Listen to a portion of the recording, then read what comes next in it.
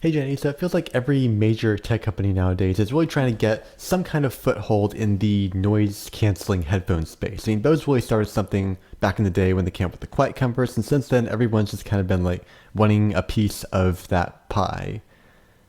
The noise canceling headphone pie. I don't think I've ever seen two companies go quite at it with each other like Sony and Bose. And there's good reason for that because Bose kind of lost their space as the #1 noise canceling headphone maker to Sony back in the day. I believe it was back in like, I don't know if you can put an exact date on it because it's complicated. But ever since then, Sony and Bose have pretty much been kind of at war with each other, I think you could probably say, because they definitely have a little bit of a rocky history with each other. There's a time when Bose kind of let their guard down a little bit. It kind of seemed like maybe they were kind of at the top of their game, and so maybe they didn't really need to do much to keep their spot, at least they didn't in their minds. But then Sony came along and pretty much just knocked them off that space almost immediately. And Bose had a bit of a hard time trying to recover from all of that. And I want to make this video because it seems like recently Bose is having a bit of an interesting comeback, or at least they're definitely planning one. So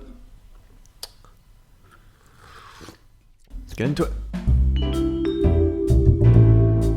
So Bose really kicked things off back in the day when they came out with the original QuietComforts. Those were basically the headphones that kind of launched the whole noise canceling headphone category, at least for just the average consumer. Back then, only pilots had access to this, so that's who Bose was targeting at the time. But then with the QuietComforts, even grandma could have noise canceling headphones and block out the world around her. So that continued on for a while. They came out with a whole bunch of new iterations of it. They kept building on that. And then came the QuietComfort 35s, which I believe were the very first version to have rechargeable batteries. I think that's kind of the point where Bose really started to kind of let their reputation go to their head a little bit. So the 35s came out in like 2016. I believe this was the time that a lot of companies were starting to switch to USB-C on their products. Bose at the time was using micro USB. At this point, Sony was kind of starting to pick up steam in the noise canceling headphone world as well. They came out with the 1000Xs, and then by 2017, they came out with the XM2s. And funny enough, this is also the same year that Bose came out with the 35-2s,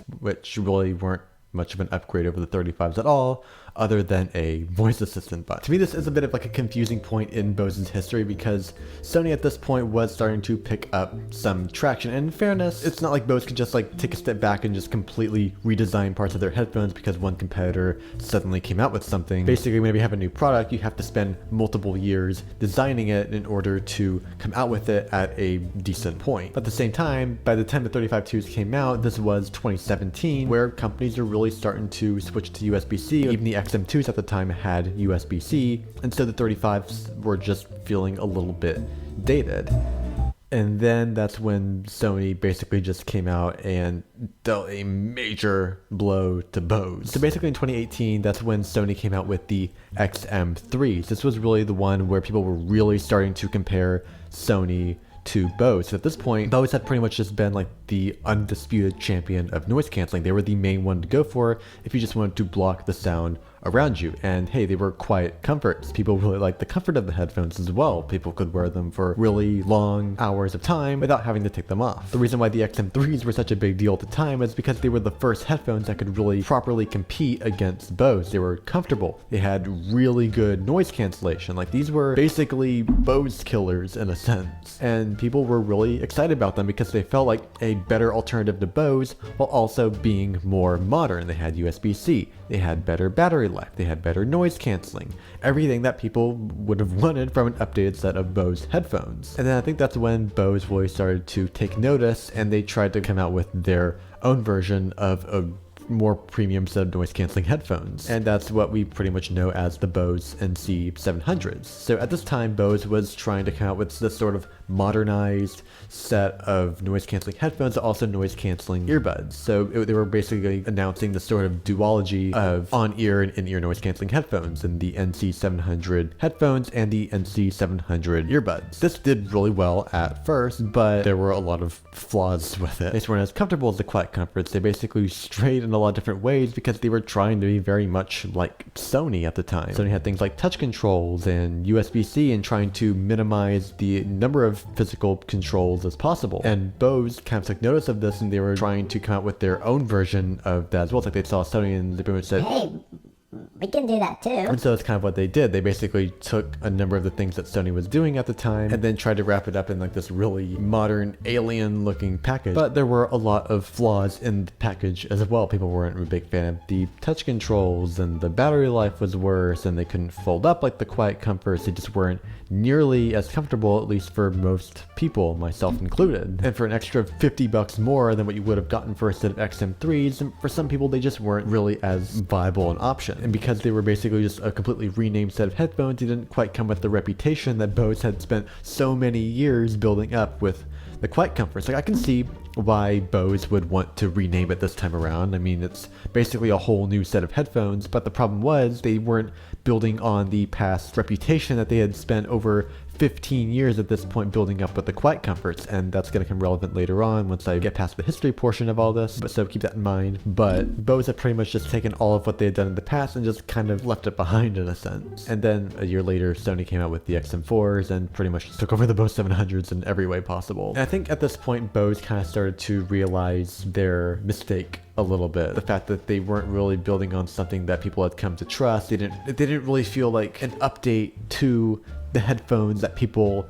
had loved for so long. People were really big fans of the QuietComfort 35s. Like, those were go-to noise canceling headphones of the time. But the thing was, the Bose 700s felt so different from that they just didn't really feel like an actual upgrade, even though they really did feel modernized. And a big part of that is because they didn't carry the name and the reputation that the QuietComforts had had in the past. And I think Bose really started to realize this because a couple of years later they did come out with the QuietComfort 45s. This was more of like a direct upgrade to the original QuietComfort 35-2s. But the problem was they still weren't really the flagship headphones that they needed to get their foothold back in the noise canceling game Sony had taken from them, because, you know, at this point they were pretty much just kind of taken over in a lot of different ways. And that, my friends, leads us to today's point. Bose is officially bringing back QuietComfort once and for all.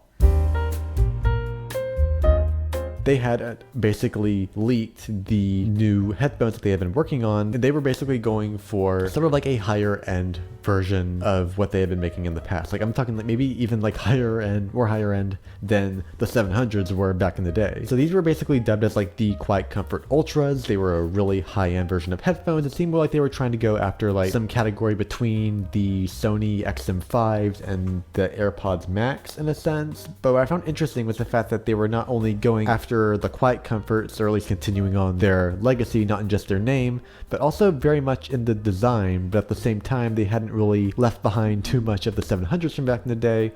And I say that in a good way, because it feels like they're really taking the best of the 700s plus the best of what made the QuietComfort such amazing headphones in the first place. The portability, the design, the comfort, the fact you can fold them up and take them with you without taking too much space in your bag. Basically everything that made the QuietComforts really good in the first place. But it turns out that with some new information that's been coming out for a while now, I think this first came out like a week and a half ago, but at the time of recording this. But it turns out that this is actually going to be a bit of a bigger thing than we thought at first, because not only is Bose coming out with a new set of headphones, they're also coming out with a new set of earbuds, and they're coming out with an update to the QuietComfort 45s. Now, I don't know if all this is necessarily going to be released all at once. I mean, we had the 700s come out back in the day. Bose came out with the NC 700 earbuds a few years later. They came out as the QuietComfort earbuds, because I think that's about the time they realized that they shouldn't have switched from QuietComfort. But it does show that Bose is working on a whole new lineup of headphones, and from what we can pretty much tell, I think Bose is really trying to sort of go after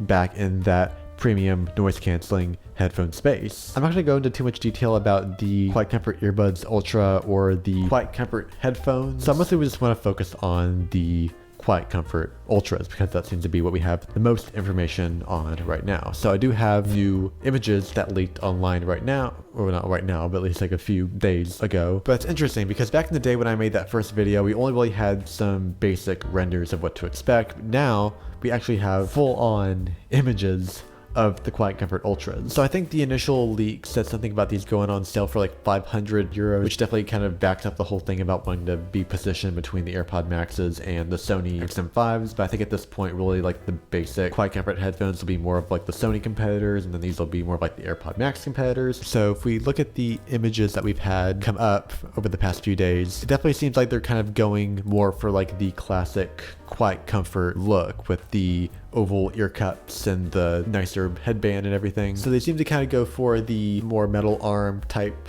situation like we had on the 700s, but what I find interesting is the way they've handled it. We've seen a lot of more modern noise canceling headphones go for this sort of free sliding adjustment mechanism versus the classic ratcheting system from back in the day where like you just click them into place. What I find interesting about the way that Bose is handling this is that they're trying to do the same thing, but they've actually managed to integrate the folding mechanism that we've had on headphones in the past. We've actually seen pictures of the QuietComfort Ultras in basically just the classic compact sort of Sony style case where everything's all folded up and tucked in neatly. So it really seems like Bose is trying to go back to the classic portability factor, because the 700s, they had to ditch the whole hinge folding mechanism, and with this they're bringing it back while still keeping a lot of the same benefits. But it does get better because there are also other pictures of the controls and the ports and all that. And so from what we're seeing the classic Bose things. We're seeing a 2.5mm jack on the headphones themselves. We're seeing a USB-C port, and we're also seeing the sort of scoop design that we had on the 700s where they're basically kind of just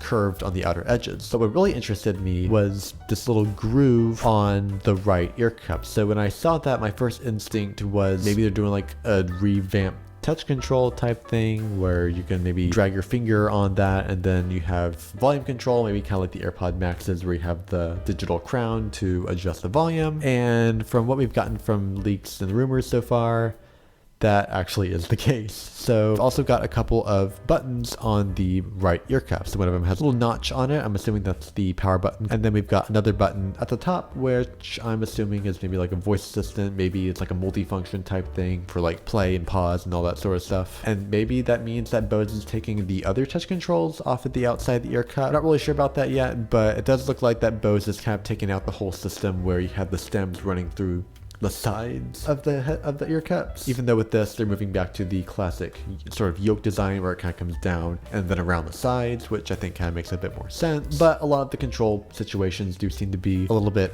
up in the air at the moment. We're not really sure if they're going to have full-on touch controls on the ear cups, kind of like the Sonys, or if it's just going to be relegated to the groove on the side and then everything else takes place on like the buttons. We're not quite sure about that yet, but hopefully that will come out in time. There's also these other pictures of the inside of the ear cups as well. It looks like we're kind of going for like the deeper sort of style that we've had on the QuietComforts as well. I have noticed that the 700s weren't quite as deep. I'm kind of getting that same sort of feeling from this, but these do definitely look to be pretty deep, so hopefully these will have that sort of roominess that the QuietComforts had that the Bose 700s kind of lacked a little bit. But other than that, we've had some pretty interesting other developments as well. People are supposedly saying that these are going to be Snapdragon sound certified, which I'm hoping means we're all going to get support for lossless audio over Bluetooth. I'm actually really excited for these headphones. I think these are actually shaping up to be really interesting, and I think these could actually end up being a really great option compared to something like Sony or even Apple at this point. That being said, we really don't know how they're actually going to sound. Hopefully we'll get some more information on that later on, because I think at the end of the day, that's really going to be what sets these apart along with their noise canceling. But hopefully we will get some information on that in the future as well. That's all I have for right now. Thanks for watching. Feel free to go watch this video next over here. If you enjoy this, feel free to subscribe to become a Jenny. That's what I call my fans. And I'll see you guys next week. Adios.